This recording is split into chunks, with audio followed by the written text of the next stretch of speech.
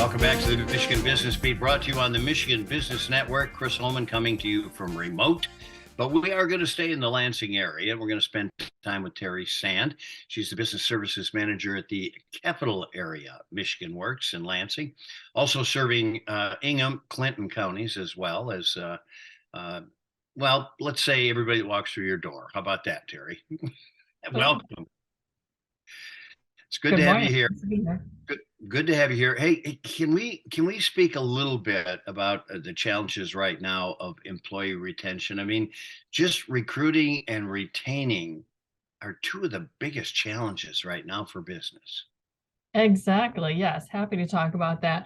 And you're right. So as much as recruiting is a challenge these days, the biggest hurdle is to keep any workers that you have, whether they've newly joined your company or have been there for a while, because so many workers have options. So employers, their lowest hanging fruit is just to put in some extra efforts to keep the workers that they have. There's a lot of ghosting going on, folks just leaving a job, even if they've been there for a while, or candidates not showing up for interviews, or new hires accepting an offer, not showing up on day one, not coming back after day one's lunch, different things like that for many reasons.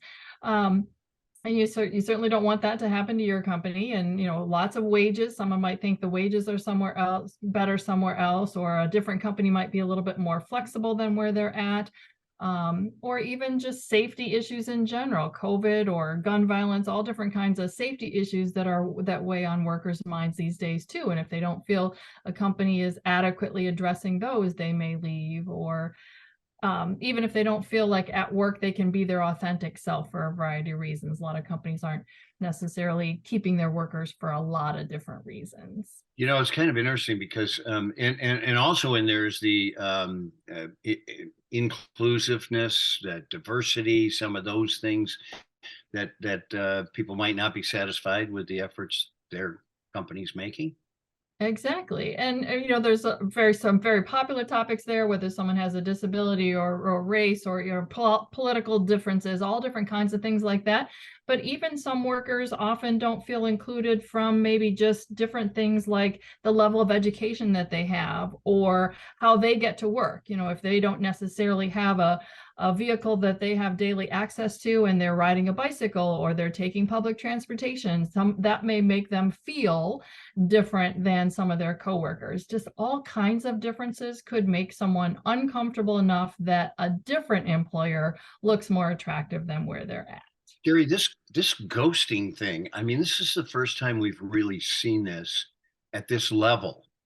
Exactly. Explain that a little bit, what that is. Yeah, it's a term that's being used for when someone just stops showing up or stops communicating. It's happening at all levels. It's happening in all kinds of industries. It's sadly happening just everywhere, from the candidate experience. So an employer might reach out to a candidate who even applied, not just that the employer found the candidate's profile on some website, but the candidate applied, the employer makes that phone call or email to schedule an interview. Maybe the person never calls them back, or they schedule the interview, don't call with a reasonable explanation or offering to reschedule. It just happens a lot. And then on the job too, someone gets in an uncomfortable situation. They don't want to necessarily address it with their manager. The least conflict is to simply stop going to work.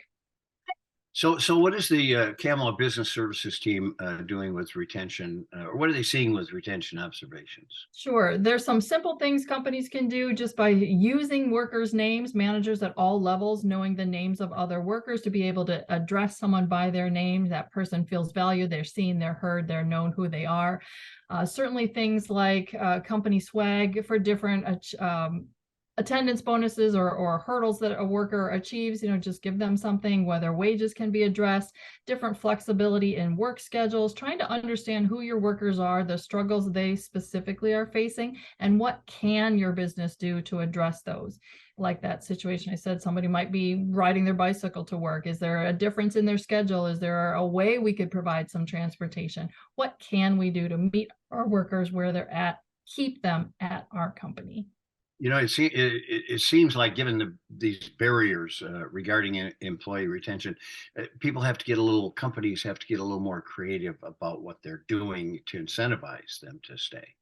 Exactly. That's the key, is creativity rather than one size fits all, which is a great opportunity for employers to explore our business resource network and see if specifically that's a good solution for their retention.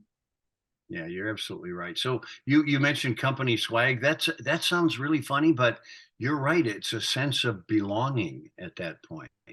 Right, Like I'm part of exactly. the team. They need me. They recognize me, and knowing their names, that sort of thing. Simple. Yeah.